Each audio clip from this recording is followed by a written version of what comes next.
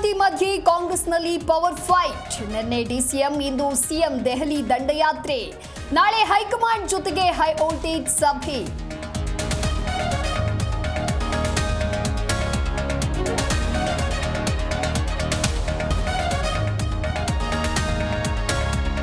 ಕರುನಾಡಿನ ಜೀವ ಹಿಂಡುತ್ತಿದೆ ಹೃದಯಾಘಾತ.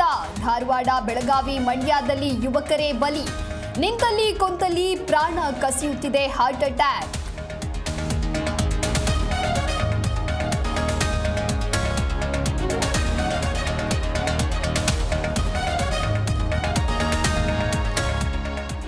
Chamarajanagar micro finance ಸಿಬ್ಬಂದಿ ಕಿರುಕುಳ.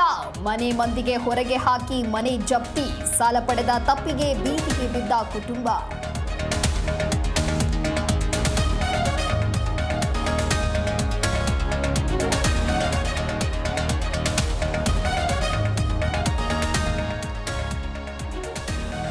ಮೇಕೆದಾಟು ಯೋಜನೆಯ ಅನುಷ್ಠಾನಕ್ಕೆ ಆಗ್ರಹ.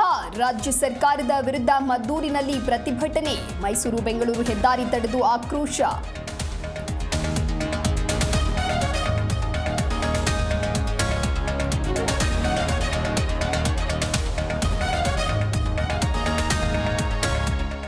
ವಿವಿಧ ಬೇಡಿಕೆಗಳ ಈಡೇರಿಕೆಗೆ ಆಗ್ರಹ.